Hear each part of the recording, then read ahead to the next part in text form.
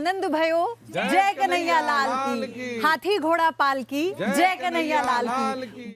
बहुत स्वागत है आप सभी का श्री कृष्ण भगवान के जन्मोत्सव में न्यूज नेशन के साथ, क्योंकि न्यूज नेशन ने भगवान के जन्म की तैयारी कर ली है, उनके पसंदीदा प्रसाद बनाकर तैयार कर लिए हैं और साथ ही उनके लिए साजो श्रृंगार भी तैयार कर लिया है। तो क्या आपने तैयारी कर ली है? अगर नहीं की है तो आप बिल्कुल मत चिंता कीजिए, क्योंकि आपके बाल गोपाल के लिए, आपके श्री कृष्ण भगवान के लिए हम आपके साथ हैं और हमारे साथ आप अपने भगवान के स्वागत के लिए, श्री कृष्ण के स्वागत के लिए तैयार हो जाइए। और जो पूजा पद्धति आज हम आपको बताने वाले हैं वो आपके लिए बहुत महत्वपूर्ण है। उनके श्रृंगार से लेकर पूजा की सामग्री तक, उनके प्रसाद से लेकर मंत्रोच्चार तक, सब कुछ आज आपको हम बताने वाले हैं। और मेरे साथ आपके लिए स्टूडियो में इस वक्त मौजूद हैं पंडित डॉक्टर राजकुमार शास्त्री जी। बहुत बहुत स्वागत है राजकुमार शास्त्री जी। प्रणाम।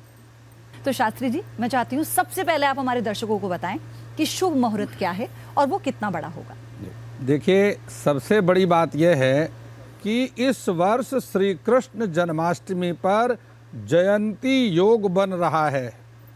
अब आप कहेंगे जयंती योग क्या है? जी। भगवान श्री कृष्ण का जन्म जिस समय द्वापर युग में हुआ और उस समय 6 तत्व विद्यमान थे।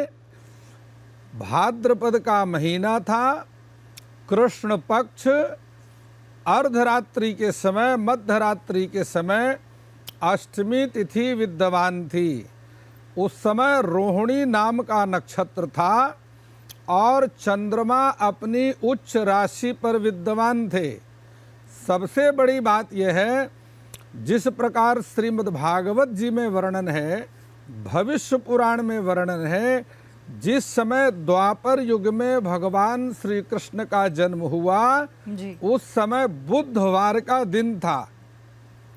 संयोगवश इस वर्ष 6 तारीख को वह सारे 6 तत्व विद्यमान हैं, जिससे जयंती नाम का योग बनता है। जब जयंती योग में साधक भगवान श्री कृष्ण की प्रसन्नता के लिए व्रत करते हैं, भगवान श्री कृष्ण के मंत्र का जप करते हैं, उन मंत्रों को, उस व्रत को भगवान श्री कृष्ण स्वयं स्वीकार करते हैं जी। और उस मंत्र और व्रत से साधक को भगवान श्री कृष्ण की प्रसन्नता प्राप्त होती है। हम जब किसी भी पूजा की शुरुआत करते हैं तो उसकी शुरुआत उसकी सामग्री से होती है और सबसे महत्वपूर्ण है किसी भी पूजा को सफल बनाने के लिए, उसके सार्थक फल के लिए, कि वो सामग्री क्या हो। दर्शकों को मैं बतलाना चाहता हूँ, सबसे महत्वपूर्ण भगवान श्री कृष्ण की जन्माष्टमी में खीरा होता है।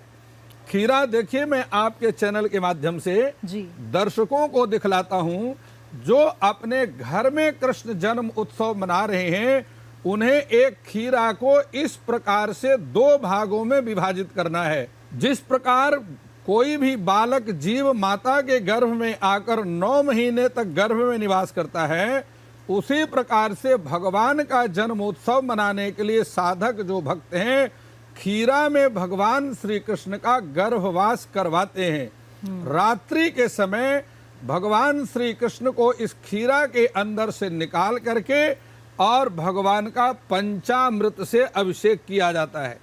यह आपके दर्शकों के लिए मैं बताता हूँ, यह न्यूज नेशन के दर्शकों ने यहाँ पर और यह पंचामृत की व्यवस्था की है।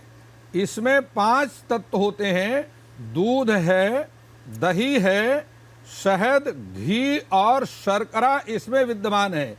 यह पृथ्वी में 5 अमृत होते हैं, जिसको पंचामृत कहा जाता है।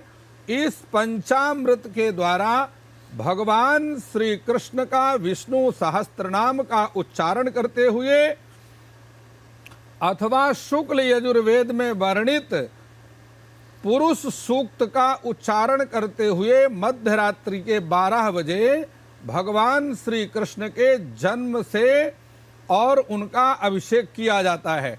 जिस प्रकार माता के गर्भ से जीव बाहर आने के बाद नाल छेदन प्रक्रिया की जाती है, तो देखिए, मैंने इसका एक भाग जोड़ करके खीरा में रखा है और जब कृष्ण का जन्म होता है तो नाल छेदन के लिए इस प्रकार इस खीरा को वहां से 2 भागों में अलग कर दिया जाता है।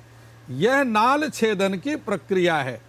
यह आपके न्यूज नेशन के दर्शकों के लिए सबसे बड़ी बात यह है कि यहाँ गंगा जल की व्यवस्था है, जल की व्यवस्था है, घृत की व्यवस्था है, और सबसे बड़ी बात है देवा भूत्वा देवान यजेत। यह रोली है जिसको हम कुमकुम कहते हैं। सभी भक्तों को रोली अर्थात कुमकुम और गोपी चंदन का तिलक लगाया जाता है, क्योंकि देवता बन करके ही देवता का पूजन किया जाता है।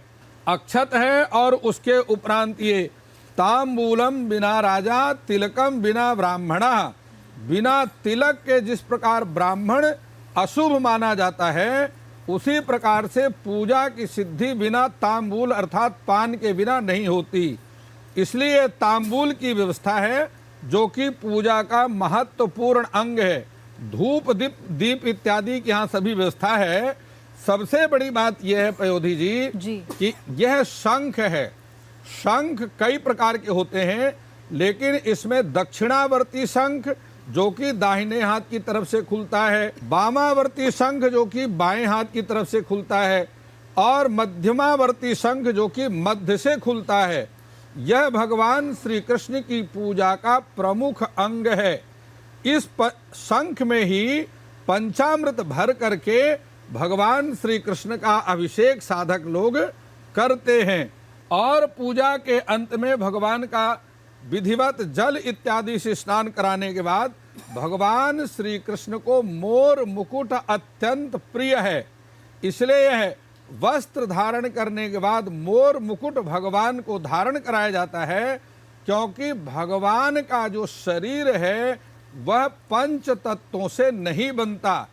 हमारा प्रत्येक जीव का जो शरीर है वह वायु अनिल अर्थेदम भस्मांतम शरीरम। वायु अनिल अर्थ इत्यादि पंच तत्वों से बनता है, लेकिन भगवान का जो शरीर है, श्री विग्रह है, वह आनंद तत्व से बनता है। इसलिए ना उनकी मृत्यु होती है और ना ही कृष्ण का जन्म होता है। आइए मैं आप सभी न्यूज नेशन के दर्शकों के लिए पयोधी जी के साथ में और यहाँ बैठे हुए सभी भगवान के भक्तों के साथ में कर्म कांड की विधिवत पूजा का आरंभ करते हैं। ओम आचमनीयम हरे विष्णु माधवम पुंडरीकाक्ष पुरातो। ओम केशवाय नमः। तिराचम्य 3 बार पी लीजिए। ओम केशवाय नमः, नारायणाय नमः, माधवाय नमः। हस्त प्रक्षाल्य ऋषिकेशाय गोविंदाय मधुसूदनाय नमः। ओम अपवित्रः पवित्रो वेत्सस्य वामदेव ऋषि विष्णुर्देवता गायत्री छंदः हृदि पवित्र कर्णे विनियोगः।